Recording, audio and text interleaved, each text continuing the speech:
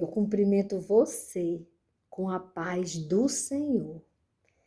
E a palavra que Deus separou para a nossa meditação, nós encontramos no Evangelho do nosso Senhor Jesus Cristo, narrado por Mateus, no capítulo 7, versículo 15 ao 20, que diz assim: ele faz referência aos falsos profetas, aquele lobo que vem vestido de cordeiro, disfarçado de cordeiro, trazendo na igreja, invadindo a igreja com práticas e crenças contrárias à Escritura Sagrada.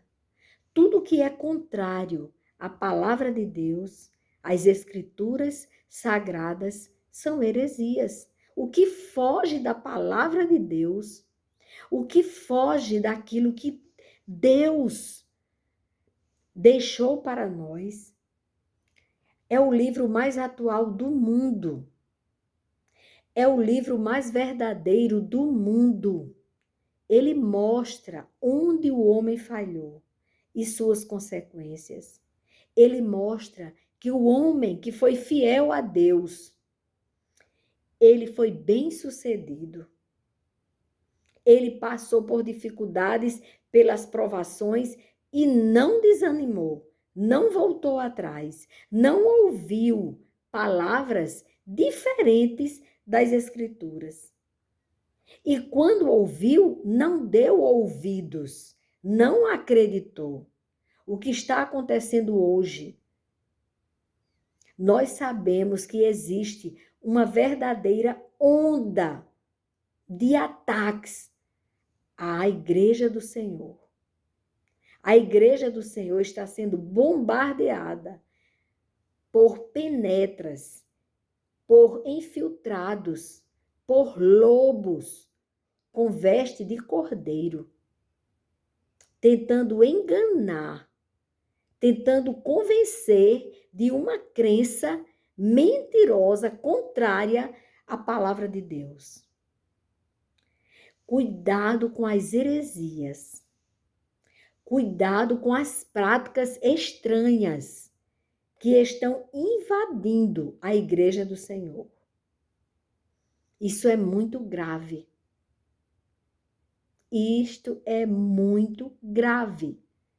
Porque Jesus explicou que vigiasse e orasse.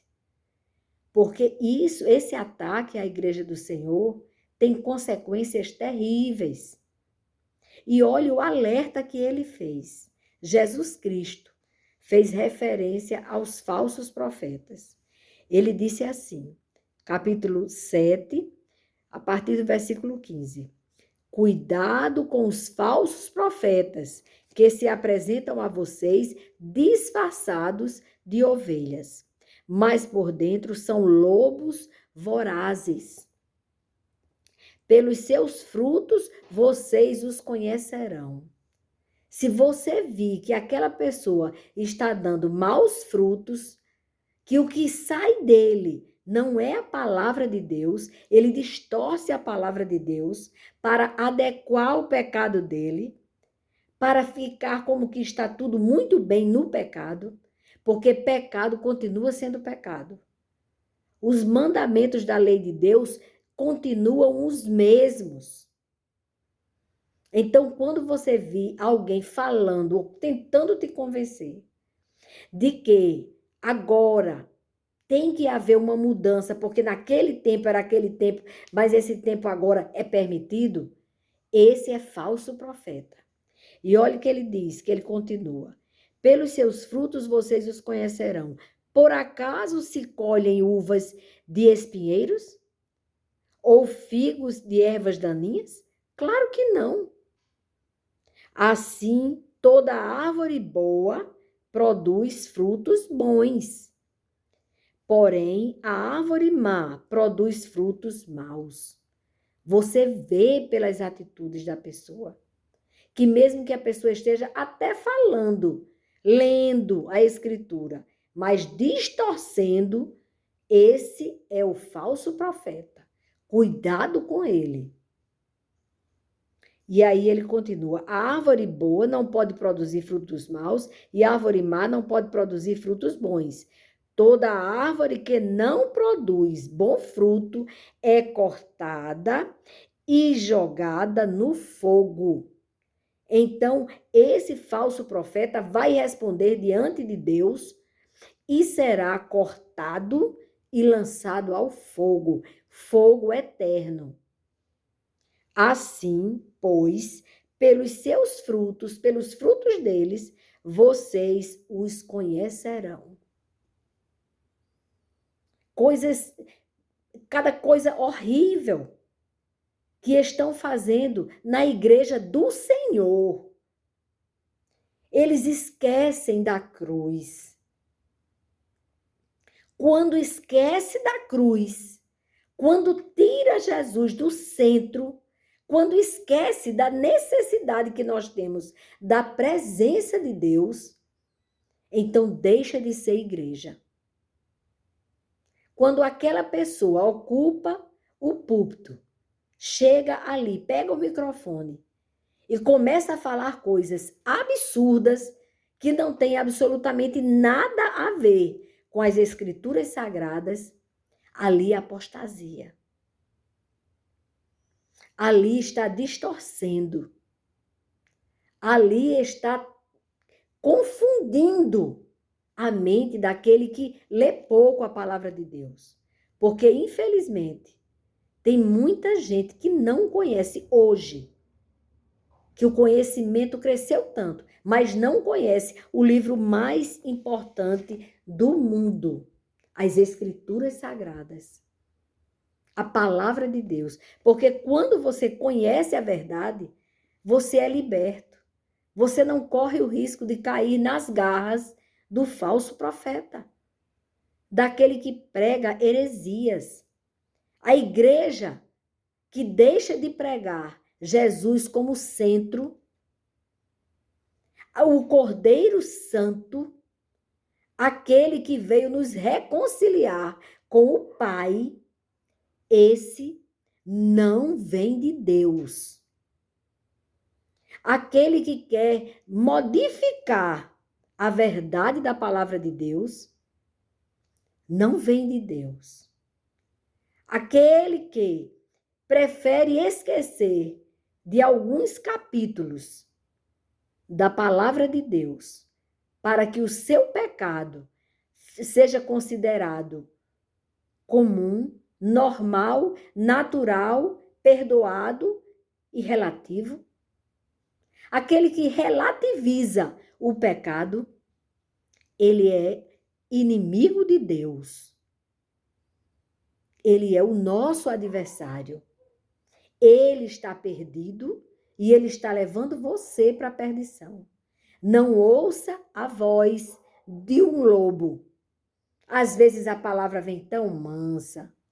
Eu lembro que tão mansamente eu ouvi um pastor, que uma irmã minha em Cristo, uma serva do Senhor, enviou para mim e disse: olha o que esse pastor está dizendo, mas tão mansinho, dizendo que a Bíblia precisa ser atualizada. Ele queria tirar algumas páginas, porque aí o pecado dele deixava de ser pecado. Não estava nas Escrituras, só que não adianta. A palavra de Deus é provada. E a Bíblia Sagrada é o livro mais atual do mundo, porque todos os livros, eles falam daquilo que Deus fez. O cientista, ele estuda o que já existe. E ele é cientista por isso. Não está errado, porque ele estuda a criação de Deus.